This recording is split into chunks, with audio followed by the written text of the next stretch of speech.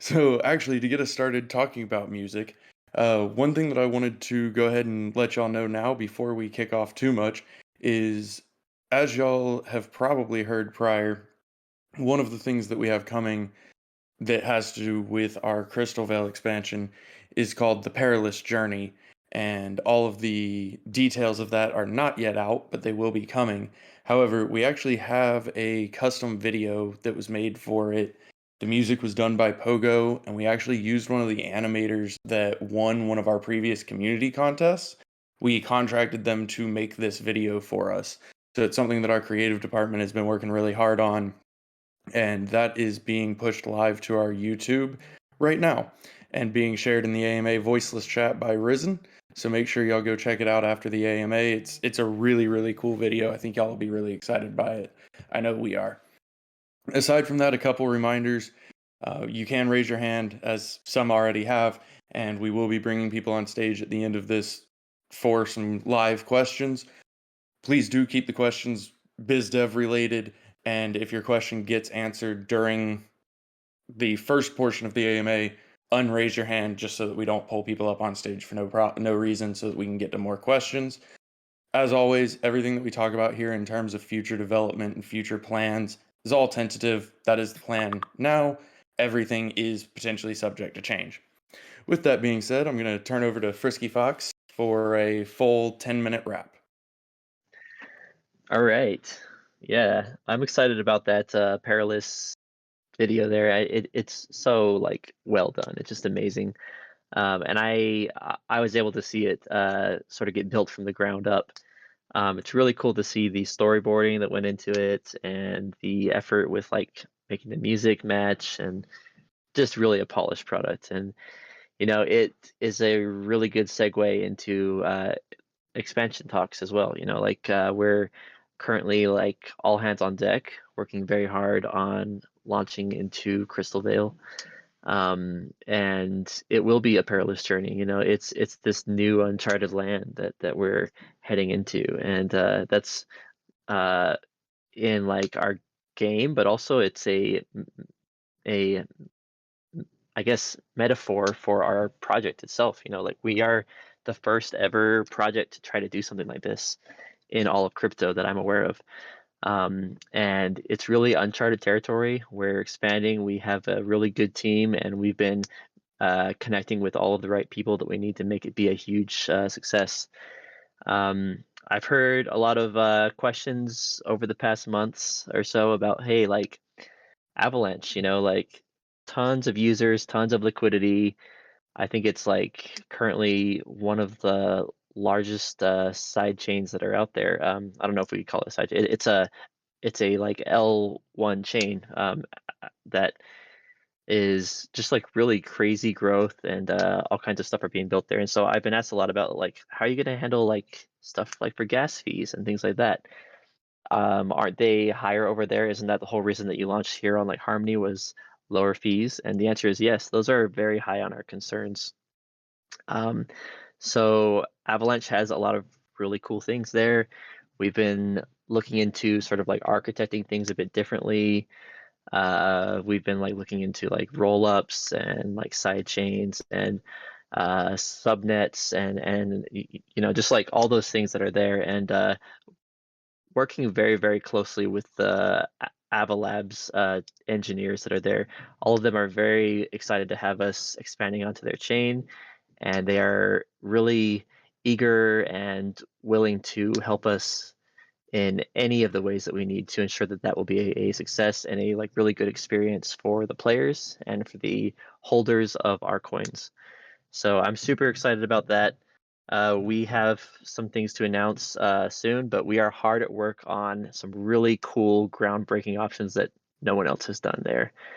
I think you'll see a lot of additional utility put in for some of our like utility tokens, and you'll see a lot of extra value added to those, and the ability to do a lot of really cool things with the control of like our setup there. So I've probably said too much on that, but stay tuned for that. The the other side of things, here on Harmony, we've seen some great, amazing growth and really pushing everything here to the limits. Harmony has had some like issues with so many transactions and spam that the Harmony team has been addressing, and they have been like releasing all kinds of things to have like them get fixed, get patched. They also their what's his title? Poppy. He reached out to me to see if we could get lunch tomorrow, so I'm planning on that. And he said that they are creating a DFK task force to sort of help us to make sure that we have all the tools that we need as a project to make sure that our like users here on the Harmony chain will have a really good experience every time they use our chain here. And to that end, we are also closely working with their engineers to see what our options are for creating our own DFK validator node and our RPC endpoints that would be basically dedicated for our API 6, and then also having like another one for our like end users as well. Having that control in-house and essentially being able to spin up enough like resources that are basically dedicated to our players is one of the things that we are like really looking into there. In the end, what we're trying to do is set ourselves up for this new growth phase where we have so many players. I think in the last 3 weeks, we added 50% to the size of our player base just in like 3 weeks, and that's insane. And we don't see that growth stopping anytime soon. It's just going to accelerate, especially as we start to expand onto these other chains and have some players that are from other chains that will be coming here, and also vice versa. You'll see a lot of stuff there. So we are very mindful of that and trying to figure out the best way to set ourselves up for success for that. In that realm of things, we did launch API 6, and it was a long awaited, really cool feature there, but we basically threw everything out that we had for API 5 and started from scratch. We said, you know what, we need to make something that hasn't ever been done by any other project, and have us basically create our own architecture from end to end to serve and scale both horizontally and vertically there. So Pinecone, he was the mastermind of all that, and he did a really amazing job on that. And we launched that into beta last Wednesday, and hopefully after all those little issues have been worked out, which they have mostly been worked out now, we will be trying to launch that into production as early as this Wednesday if everything goes well. And I think that will really help to improve the player experience of all of our users that are in the tavern, that are like looking at their heroes and their quests and things like that. It also sets us up to have a really good experience for cross-chain, because our old API was basically relying on the graph technology, and it is set up very well to go through like one chain. But if you have like 2 or 3 chains, it basically starts to have issues. So API 6 is set up with that in mind from the ground up. So super excited about that. Looking at the clock, and I just realized I've been talking a lot. So let me wrap up Lens and Combat, 2 of the major things that we are currently working on. We have some really cool things in place for those that are coming soon, so stay tuned for that. Really excited about that. And with all that, I'll turn the time over to Dreamer. He is here to talk about all the exciting things we're doing on the expansion and biz dev side of things as well. So, Dreamer. Thank you, Fox. Yeah, so just to give a preview, I think we're going to touch very lightly on a number of programs and policies that we're progressing that are all really exciting for different reasons.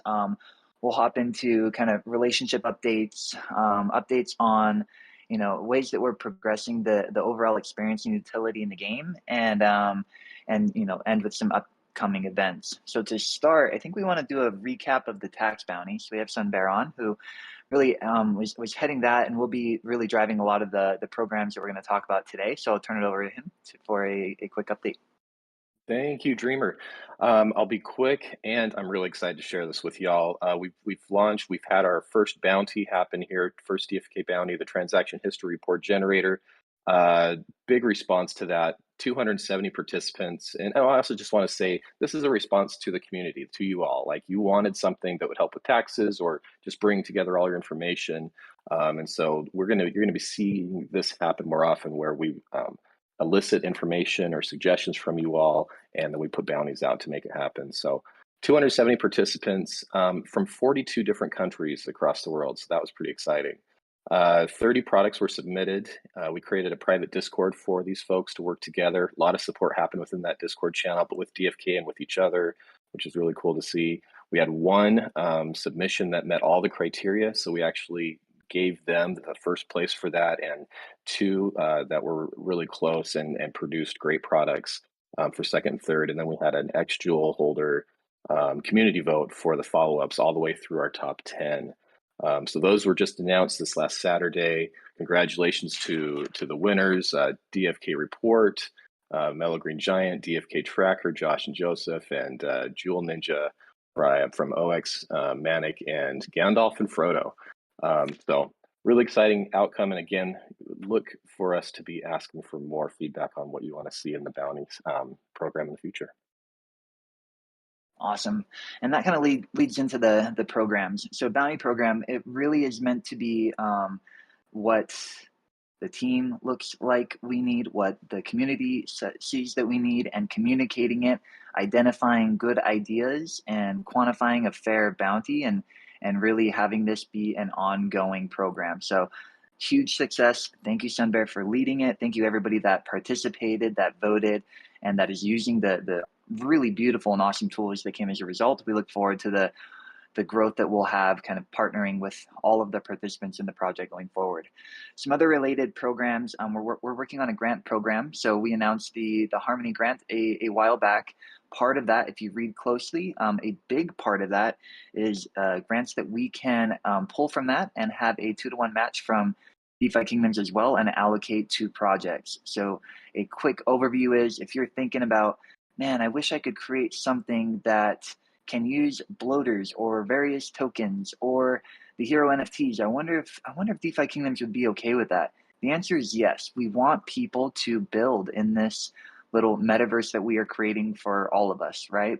Use the tokens, use the NFTs, and reach out with ideas and plans. And we might not only be excited for you, and we might be able to help fund it and give some grant money. So working on a program there to help not only encourage and support, but actually financially partner in some of these ideas by way of a grant.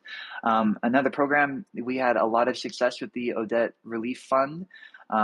We want to continue that focus on have a charitable program really be created, so that possibly within the game, and having achievements, and having a way to vote on charities for X time period would all be very exciting for all of us to come together as a community and do some good, and also keep on with that DeFi Kingdoms match as well.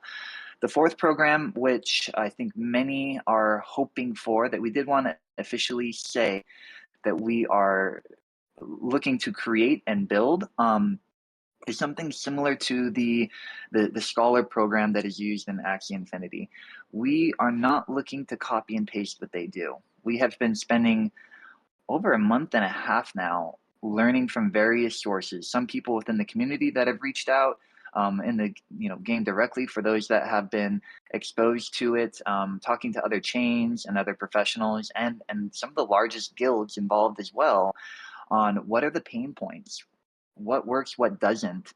And really what we've come up with is something very different, but what we believe to solve many of those pain points. It's going to be good for all involved, not just those that would like to participate in DeFi Kingdoms without the necessary funds to maybe buy a hero, but for those that have found themselves gotten overexcited and summoned so many heroes that you don't have time in the day to get out and quest all of them. We're really looking to solve a number of needs there, in addition to bringing in some large guilds that have been excited and maybe waiting on the sidelines because we didn't have the infrastructure for them to deploy, all of their resources. And we'll probably see some new guilds created as a result as well, where people within the community can unify themselves and get together and make some really fun things happen. Who knows, maybe down the road it'll all go really well with lands and tournaments and PvP and others. So we're really excited about that program. I'll pause on like the name of the program. It's all a working title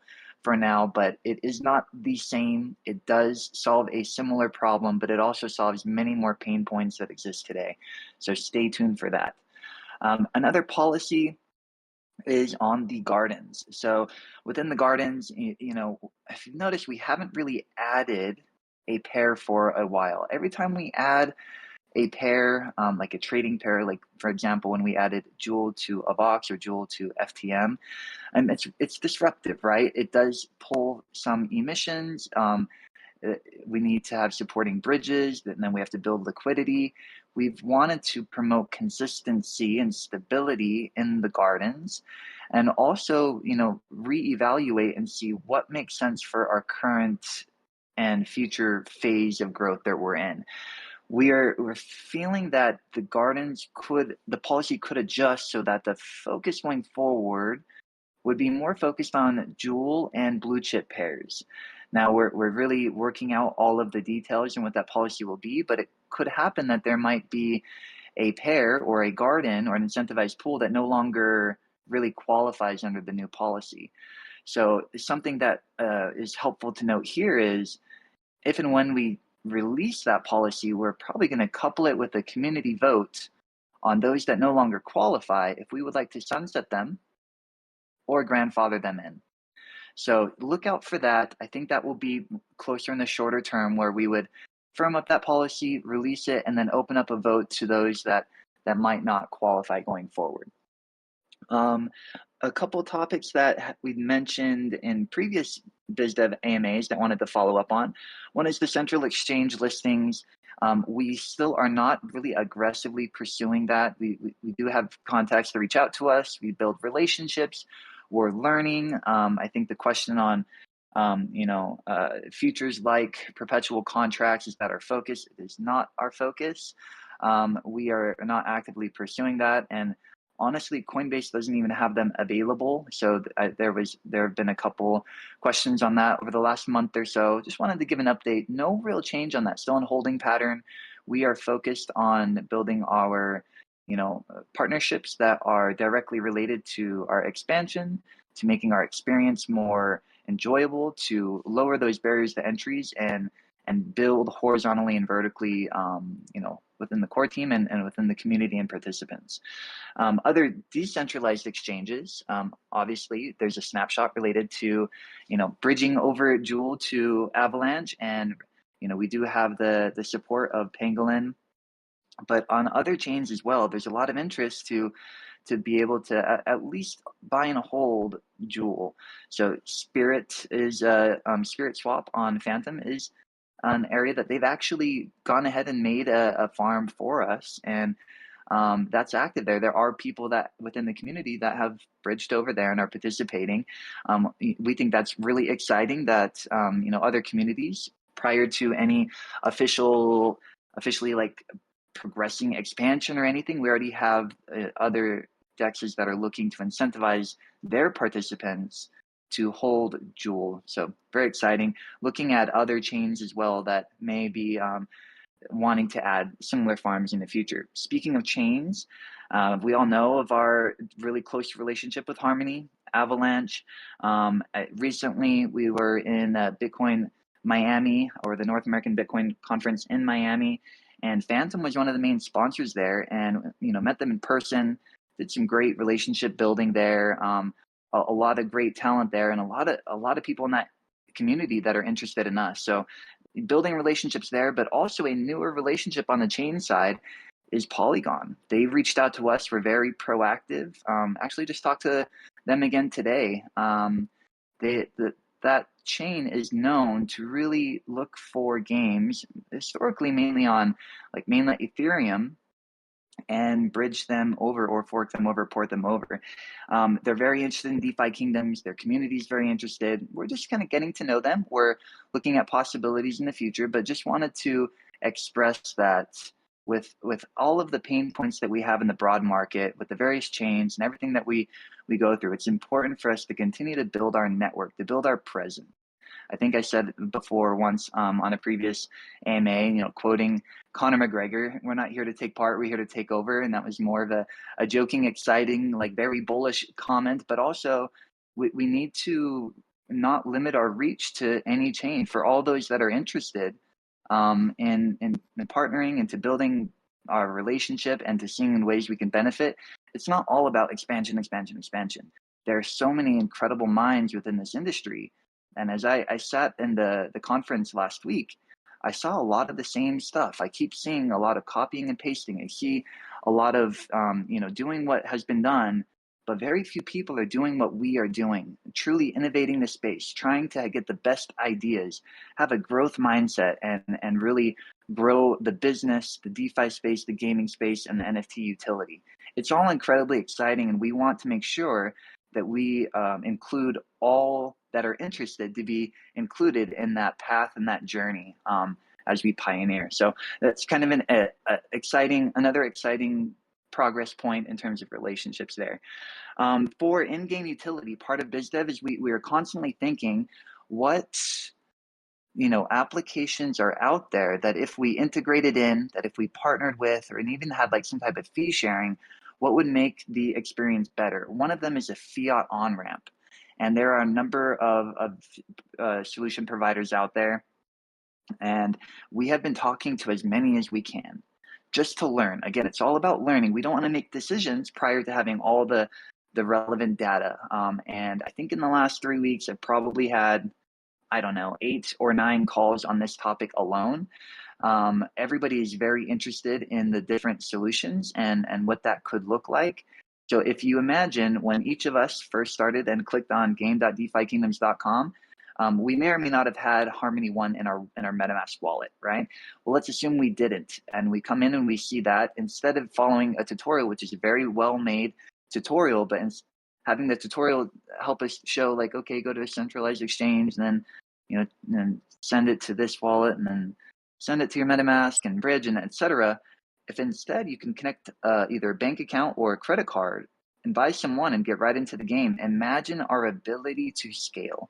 Imagine all of the people through the Scholar program, as we go through other chains, as we continue to have success, as we have more gameplay-like features and people getting into the game for different reasons, that barrier to entry and that difficulty to get started is improved significantly. So really focus on a fiat on-ramp that could be integrated into the game, keep you on that on the site. And also my personal focus is having partners that are willing to share some fees with us so that those fees could be pumped into the bank, could be pumped into the Quest fund, so that as we are all partnering with these external service providers, it's building the kingdom. It's adding to our own little metaverse and making sure we're giving back to the players in the community. So that's really exciting. A related topic is the bridge. We have a number of bridge links in the docs that really take you to other bridges, for the Terra bridge, for the Harmony bridge, previously AnySwap, and currently multi-chain bridge. We're looking to make that a better experience, especially as we're thinking about cross-chain.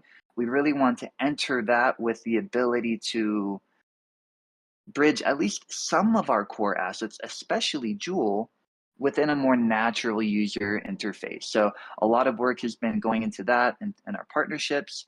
Our front end developers looking at the API that we would need to integrate into our own user interface. So look forward to that. I think that we will, hopefully have somewhat of a progress point to present in the coming weeks there, but that is a focus so that as we are bridging as part of our BAU kind of gameplay that to come with multiple chains, we would like it to be as more seamless and fun as possible. The other piece there is I've been very focused on fee sharing as well. It's not free to bridge. If we are integrating something into the game, we want there to be fee sharing, and again, for it to be shared with those in the bank and contribute to the Quest Fund. So trying to be very transparent about all of the pieces of BizDev today, the various programs that are progressing, the adjustments to the gardens and the inclusion of the community in the vote, our growing relationships of various chains, the addition of potentially fiat on-ramp and a game integrated bridge, and then our view on overall exchange listings. The last that I'll end with is just very simple on events. Upcoming event in February, we are looking to join Harmony and kind of have a presence there. There will be a couple of the team members there, many from the community there. There's a lot of focus on building and innovation there. So exciting event for those that are going to be participating. It'll be a great time to see people in person.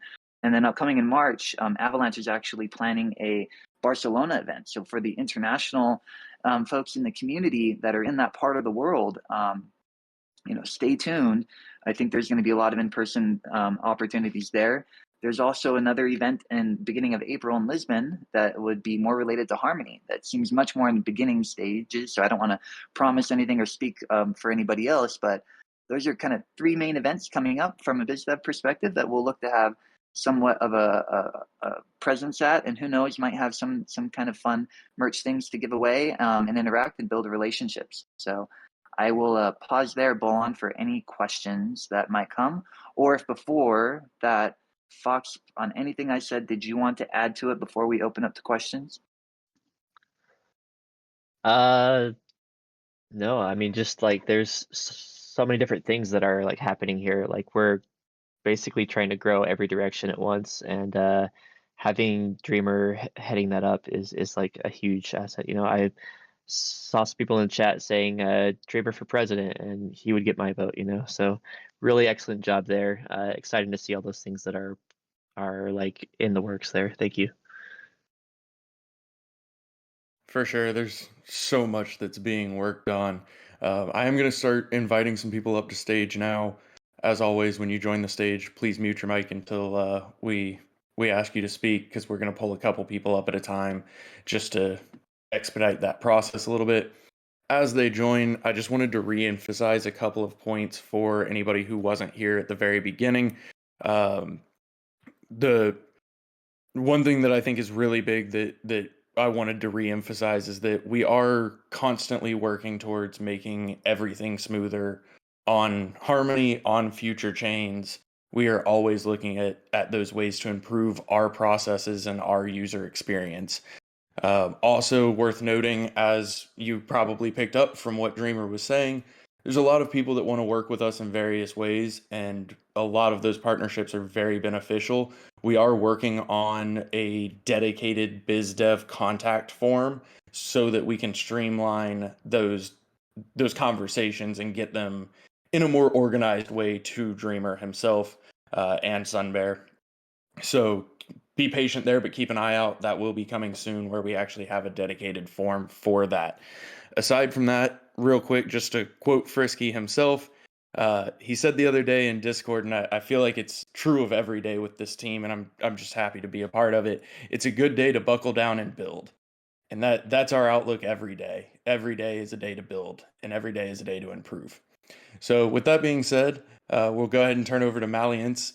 First question for you, Malliance. Did you just want to hit 3 in a row? Was this your hat trick? No, I actually have a legitimate question.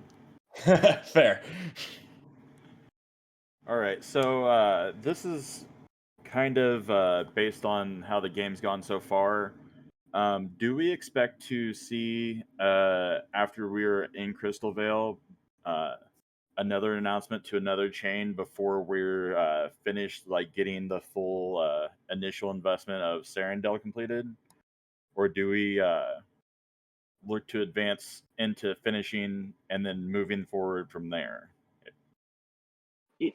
Yeah, so we might be able to answer that a number of different ways. So first, let's just recap what a timeline of any expansion would look like. It is not a pause Serendale and rebuild everything up to that same point and then launch all at once. It's more of a gradual release, right? Start with the decks, move to Heroes Tavern, move to Quest, and so on. that doesn't and shouldn't and it will not be stopping other progression of land, combat system, and other pieces. So if the question is, after Crystal Vale, would we pause any other future expansions? Let Crystal Vale catch up to Serendale and let Serendale be quote unquote complete. I think that would be hard to go that route, because the intent is not to necessarily complete the game and then just copy and paste it on other chains, as many other projects have done. And instead, we're kind of always in a phase where we will be growing the game modes, and there may be multiple types of actual playable games and modes. The DeFi offerings that's in there, the utility of NFTs, the lore and everything that could follow the storyline. I feel like it's constantly be progressing. So I would say people should expect there to be a similar approach in our horizontal expanding strategy, where other chains would at the appropriate time be added, but it would not be, all right, you start Christabel, hop over to another within like a few weeks or a month, if that makes sense. Yeah, if I could add a few thoughts to that too, echoing that same sentiment. These expansions aren't traditional expansions that you might see in like regular games. It's more of actually just adding to the base game. Like, we've got all these other like hero classes that are added with each expansion. Those are all part of the base game, and story quests and lore across chains. These are all things that enrich the experience for all players in all realms.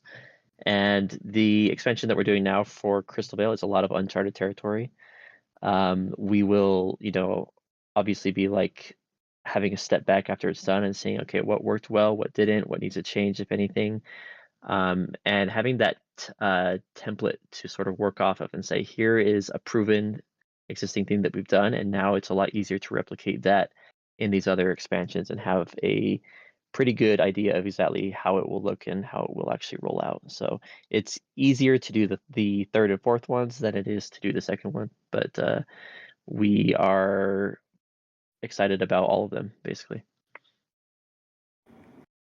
Awesome. And yeah, I know that from being in the community for just under 3 months now. I've talked with a lot of people, and I know that the idea is to eventually have like 16 classes that are across different expansion or different chains and everything. So I Yep. just wanted to know how that was going to work out. So thank you. Thanks. Appreciate it, Malance, and you're always welcome on stage, so you can get round 4 next week. You have good questions. I like it. Metaz, what can we do for you today? Having me on again, and also thank you for the great insights you've already discussed. I'm also going to ask a question surrounding Crystal Vale, but also maybe more specifically around the entire set of expansions you have planned. I'm specifically interested in how the team wants or sees the balance with the new power tokens in the future.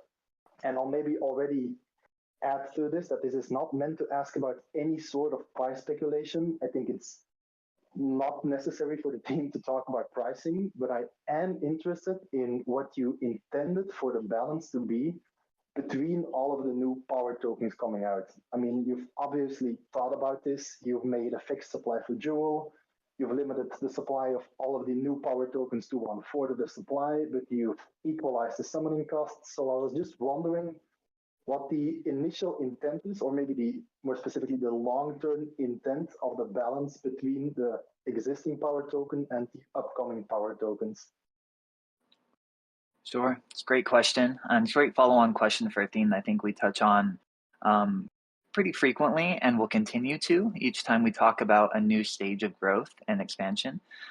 As you mentioned, utility is meant to be the same, but the overall supply is different. So when we think about the very, very first early on stages, a fixed supply to Jewel was the focus. That was focused on the overall presence on Harmony, and a game that grew very rapidly, very quickly, with a great following. As we look to provide a native experience to other chains that serves a couple of purposes, one of which it allows participants very loyal to other chains to get excited about a realm that is on their chain made, for that chain, themed for that chain, with a limited sale of heroes with gene sets and classes that are unique to that chain. That's all very exciting from a marketing perspective, from their perspective, and from all of our perspective, adding incredible new utility with all the new participants and potential inflow of volume and potential inflow of capital from those new participants. If supply stays fixed the entire time, that's going to cause quite a large spike on price. We need to have some type of a balance there as well, right? So to allow more supply for a token that has similar utility, but at a limited amount, as you mentioned, 1/4, relative to the expected large increase and desired and targeted large increase in player base. From my speculation and my guess, I don't know how those will be equal or unequal, if there will be higher demand versus the increased supply. I would hope so. I can't speculate or promise. But how does that work in terms of a balancing mechanic? Well, I think a lot of these kind of sub tokens or tokens that are put up next to Jewel, but definitely not the token of DeFi Kingdoms, you'll probably see them be a little bit more volatile, right? As people are trading in and out of them and getting into the game, lower supply could cause price to shift more easily. And as a price goes up or down, I think with a nice native bridge and that whole experience, we will see people take advantage of that. If you want on the summon at a premium, go right ahead. But if you instead move that crystal over and buy some jewel and summon on another realm with the same ability to get your new hero, you're probably going to do that, which would result in a balance of the overall price of those tokens. So that's how I'd answer it in terms of the utility, facilitating growth, giving new chains, new tokens, and also making it exciting for all of us to have realms where that token really represents that realm and everything within it. Yeah, also just adding on to that, the market is incredibly efficient. There's even like arbitration bots and things out there. And so if you see the price of one spike up in relation to like the other one, I would think that you would very quickly see it has a effect on sort of like raising all of the other prices as well. So that is sort of the intent of this in-game economy that's very well connected. And you'll also see things where you'll have certain things that will require you to have multiple things. Like you might have to spend jewel and crystal for something, or jewel and crystal and something else for certain things as well. Have one long-term summation based on what you guys said, and you can either confirm or deny, or maybe don't answer if you don't feel comfortable. But if I'm hearing it correctly, you're actually saying in terms of functionality that we are somewhat doubling the overall power tokens supply of DFK, while in due time, when everything on the cross-chain is developed and the bridges are fully functional, that the markets will potentially be allowed to equalize the prices between the different power tokens. So it's actually not doubling, because our expansion strategy, half of all of the hero classes are on Serendale. It's sort of our flagship, and Jewel is also our flagship currency, and so you'll see that carry through. Each expansion will basically like represent a quarter of that, so 2 classes and 125 million new power tokens for that land. But it is basically like meant to be a expansion of a quarter of the size of stuff there, but having the same like utility in most things. There are certain things that you'll be able to do with Jewel that you won't be able to do with some of the other tokens, which we haven't yet released 100%. And it's still kind of like being decided, but they are, as far as the in-game utility goes, yes, it's essentially the same. Thank you so much for the transparency. I'd love to hear more from you guys. Thank you as Yeah, well, Meadow. Oh, go ahead, Jeremy. It's a great question too, and I don't want to also miss the other great benefit of the new tokens is the emissions, right? Many people have come to DeFi Kingdoms because of the DeFi aspect, because of the APRs to be able to farm. Not everybody, but many people are participating there and interested. So with Crystal Veil and our plans to expand, and we need Crystal to come from somewhere, right? There will be a new emission schedule. There will be folks that will be interested and excited about those higher emission rates and those higher potentially APRs, depending on how saturated the pools get. Also, if you think about the locking, unlocking topic that has been kind of a topic that hotter recently, and you think about the schedule of linear unlock for Jewels starting in July of this year and going for 1 year of unlocking linearly. When we expand and we have a new token that has a similar utility, but maybe not full utility as Jewel, and adding like the combination of utility as Fox mentioned, you also have a mechanism that extends the life of the stability, as some see it, of the project, given each time you have an potentially extended locking calendar in the new tokens. So wanted to round out that thought. Very excited about the expansion and the realms to come, and very excited about each of them having their own native power token for gameplay, for utility, and long-term stability. If I could, real quick, actually, I want to tag on. We had a question and it just got reposted anyway, but it kind of ties into that exactly what we're talking about anyway. As we do these expansions, will XJewel always be the governance token, or will each coin or each token on its own chain also act as its own governance token? Yeah, excellent question. Each expansion will have their own bank where you can do things like fee sharing and earning rewards from some of the passive things like summoning and from the gardens and such. So yes, there will be X Crystal, for example, and we will have certain votes that impact expansions or like certain chains that will use those tokens for those votes. Yes. Awesome. Appreciate it. And thank you, Metas, for your question as well. Dirty Cajun Rice. Hi, everybody.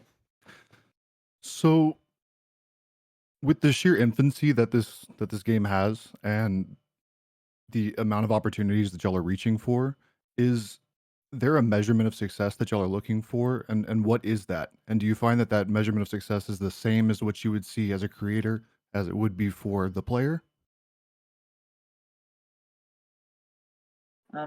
Yeah, I think we might get a couple responses here. We have a product that really is made of multiple pieces. You have the decentralized finance portion of the DEX, where key metrics include that of like total value locked and trading volumes. You have similar, volume-based metrics for summoning and the sale, the secondary market sale of heroes.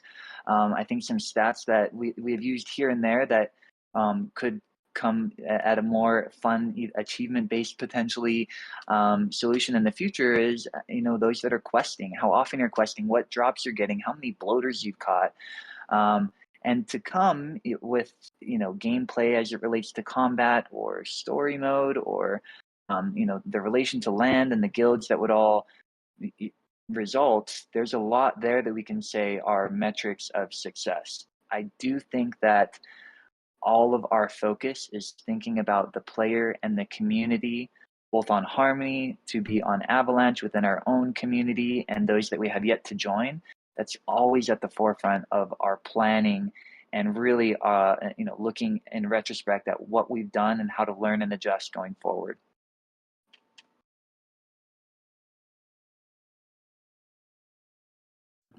Perfect. Does that answer your question? Yes and no. To clarify just a bit, the expansion into additional chains and that measurement that you get from a new coin and a new opportunity for people to have liquidity pools is not necessarily the same as players' ability to engage in the game itself, and that is at the forefront of what the allure is supposed to be, right? Because liquidity pools exist everywhere.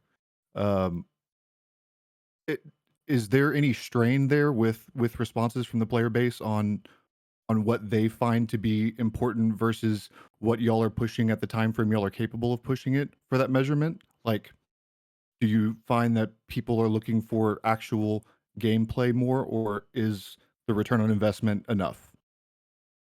No, it's a great point. And I think as I led on my comment, there's many pieces to this, right? There's the DeFi version. We are a gamified financial product. We are and have been an NFT, a dynamic NFT marketplace where you can apply those NFTs and play to earn as a play to earn game.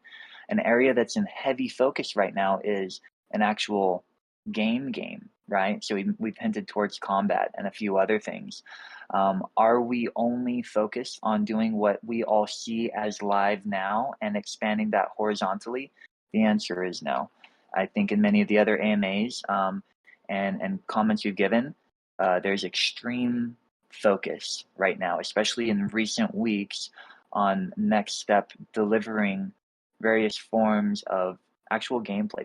There's so much we can do with the resources, NFTs, and tokens we have already. And there are many in the community that are even looking to add to it and will probably be recipients of grants, as was mentioned before, because we don't want to do that all on our own. We want everybody to brainstorm and think how we could add to that value. But definitely within the core game, combat is my personal focus and point of excitement that would be coming, and I use this word a little carefully, soon in the sense that it is definitely in focus, a lot of times being spent, unclear on timeline at this point. But Fox, do you have anything to add to that? Yeah, no, I was just gonna say, like, in terms of how do you measure success or enjoyment or like whatever from the game, there's like so many different players and styles of play when it comes to stuff like this. There's like some people that are here for the guilds, some people are here for the combat, some people are here for just the like returns on their investment or speculating on NFTs, or maybe they like to summon and roll those dice, and there's all kinds of different offerings that are here. And I think there's a little bit of something for everyone there. Um, as far as concentrating on the game, like we actually just had a meeting this morning, basically restructuring some things to add even more emphasis to trying to get that all of the core exciting things about the gameplay itself into the forefront, and just adding extra fuel to the fire to make sure that they are like super high quality and able to have them get launched ASAP, because those are the things that I'm super excited about at this point as well. And if I can just add, part of the reason I chose to be a part of this team and part of what I really appreciate about them is that there is so much passion around what they're doing, the creativity. These are gamers. These are folks that are playing the game that they're developing. When somebody gets an egg or gets a summoning they're excited about, it could share it in our chats. Like this is the core of what we're excited about, and we're making this amazing, innovative product. So I'm excited to expand into the other realms because I want to take my heroes over there and see what I can do with them, see what things I can collect there, see who I can summon with, and what classes come out of it. Awesome. Well, I can safely say we're all excited and can't wait for that to happen. Thank you, guys. Thank you. I just want to add win egg. Uh, before we bring somebody else up, which I think we'll probably bring one more up, and then we're gonna have to call it quits because we're running out of time. Well, depending on what you consider our time. Fox, did you want to address something real quick, or you want to hold off on that? Sure, anything.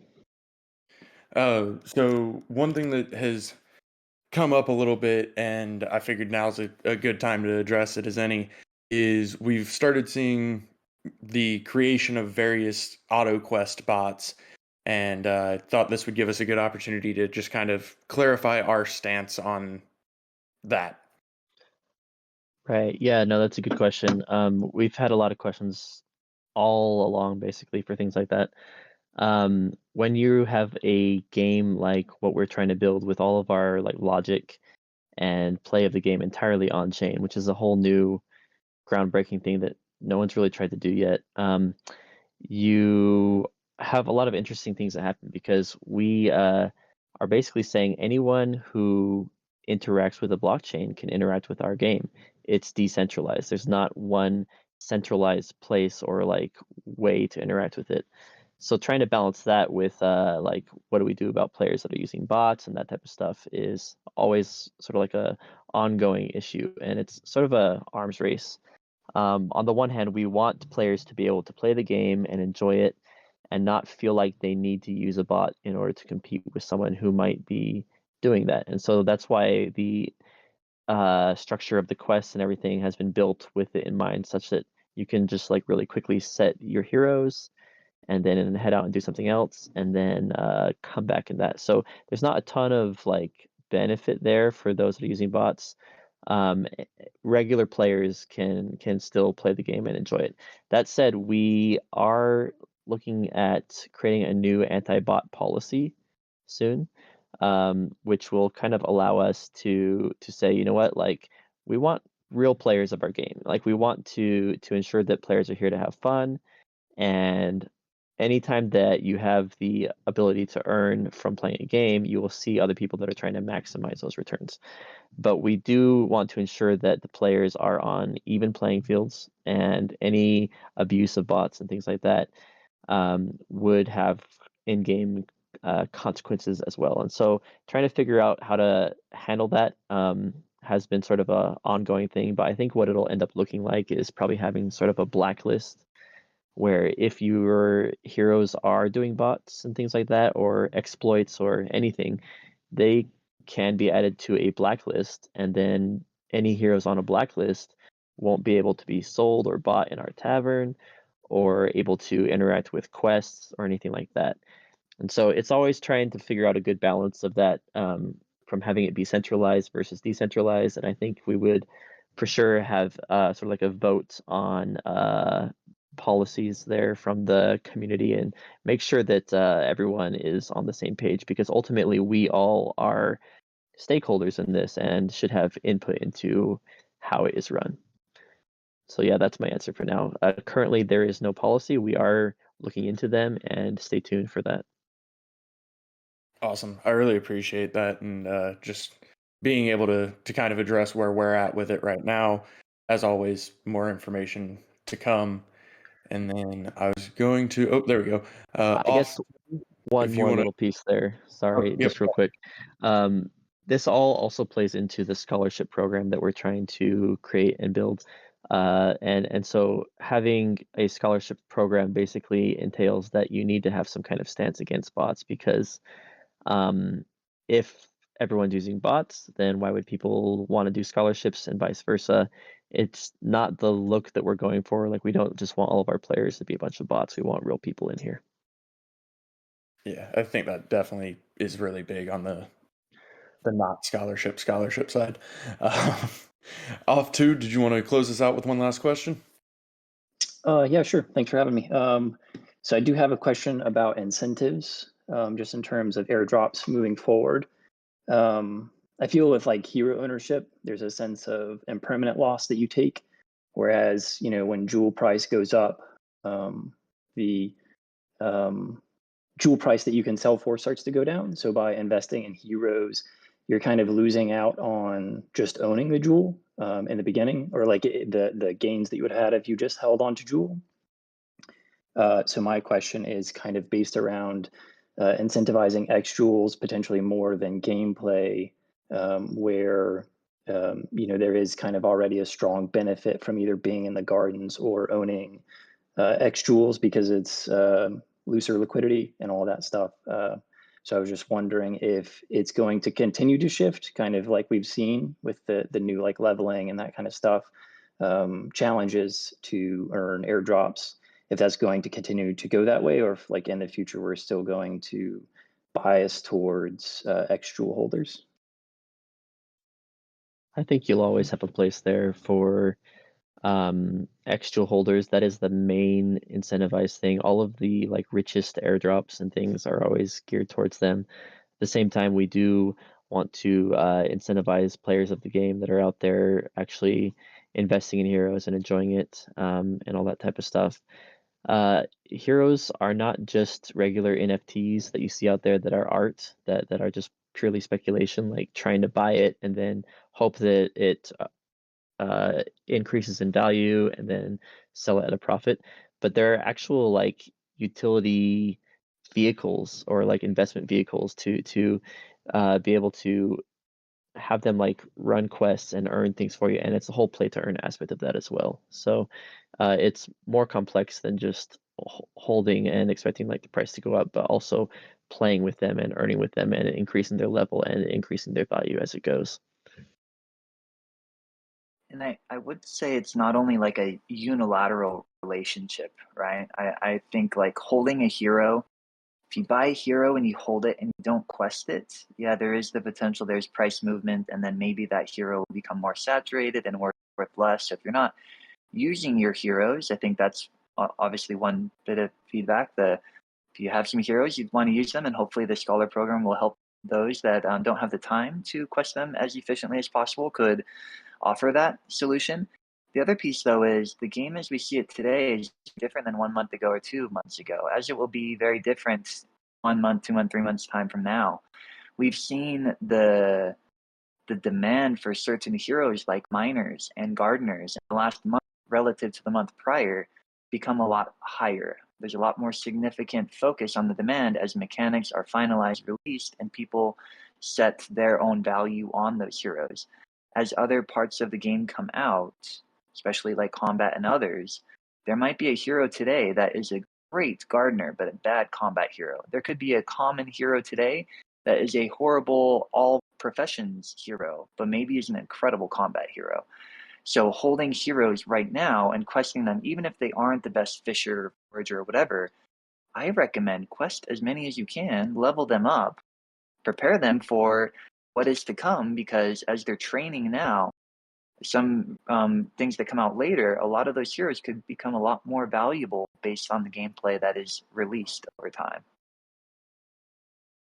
And just to piggyback on that real quick, I've said it before in chat, and I stand by it, and I'll say it again.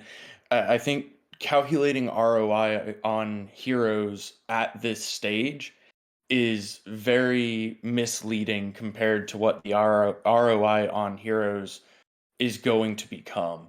Right now we do have all 4 profession quests live, 2 in beta, 2 in, well, both beta and production. But all 4 profession quests are live, but they're still level 0 profession quests. So the returns that we're seeing from even just the profession quests, that's not all that's ever going to be. They're going to have bigger returns from those quests, even aside from the potential returns of PvE and PvP, like Dreamer mentioned. So I think that, right now calculating out our ROI on heroes isn't necessarily the standard that it's going to become.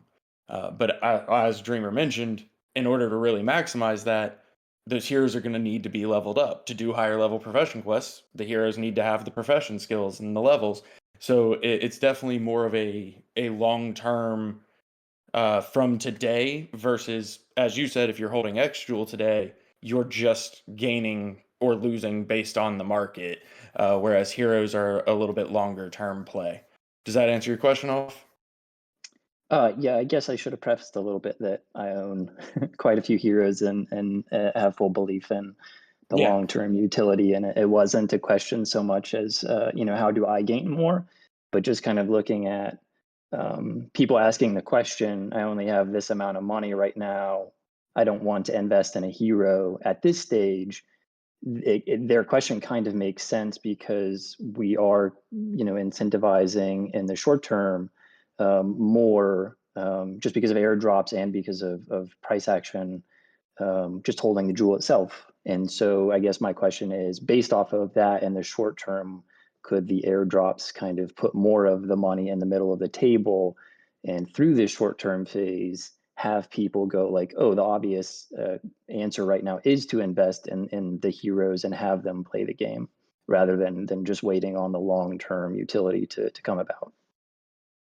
Yeah, it's hard to speculate because you could look at it that way, and I think that this that's all this is right now. This isn't financial advice or anything more than speculation, because all we are core participants, developing the game. Really, the community sets the prices on most of this stuff, even the value of airdrops, for example. But let's say we're into the expansion and player base, let's just say, increases by unknown variable, that's a desirable number, demand for all those heroes out there could then maybe increase, right? So it's really hard to say. I would say for people to have somebody tell them this is the best way for you to make money long term in DeFi Kingdoms, I don't think anybody knows that, because we are all pioneering this together. Instead, I would say engage in what we're comfortable with, what you're knowledgeable about, continue to learn. And as you learn other parts of DeFi, as you learn what's going on with volumes and benefit of being in the bank and the airdrops, and you learn about the heroes and what's released now, people can make their own decisions. But it would be unfortunate to only make the decisions based on known information now and assume that it's the best financial solution, because none of us really know which one will end up being the most profitable if you were to measure them all after the fact down the road.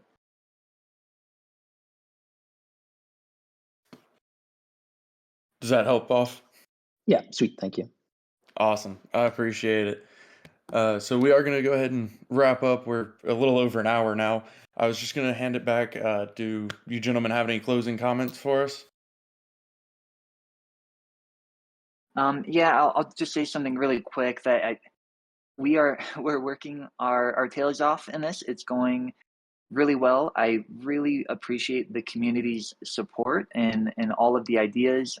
Again, I have a lot of DMs, many of which I can't get to directly. Hopefully, the more automated approach of having our Google form to start, and then maybe a nice shiny place on the website from there to get ideas on bounties, to get connections with potential partnerships, to get requests on ideas you all have on projects you want to run, and maybe grants that you want to apply for. Just, it's all very exciting. This is a team effort. I appreciate everybody's efforts so far. And if you have questions, reach out. I just apologize up front if I can't get to it as quickly as people would like, but it is all greatly appreciated. But Fox, would you like to close us out here with any remarks, or are you good? Yeah, for sure. Just, I'm super stoked to have been privileged to, work on this project, and every single day I wake up and I'm excited. I'm like, let's build something awesome. We are hard at work, just like he said. We've got a lot of really cool things coming up that I'm super excited about. Every day, it's just at the cutting edge of what is possible with the blockchain, and we are pushing that envelope every single day. So stay tuned. We have some exciting things. Really a pleasure to be here with all of you here in this AMA and in the community at large. You guys are amazing, and I just wanted to say thank you to all of you out there. That's it from me. Thanks, everybody. Awesome. Thanks. As always, we really appreciate you guys as a community for being here with us, for asking us these questions. It gives us a great opportunity to be able to speak to the community and hopefully hit on things that are important to a large number of y'all. So we appreciate everything and coming up on stage and asking these questions for us, as well as submitting them through the form in the questions suggestions channel. Shameless plug. If y'all do have any questions, you know where to find me. But we really appreciate y'all being here. Appreciate Fox, Sunbear, and Dreamer taking this time to join us. And we will see y'all next week for our next AMA. Thank you much, and y'all have a great day. Bullish. See you guys. Bullish. Bullish.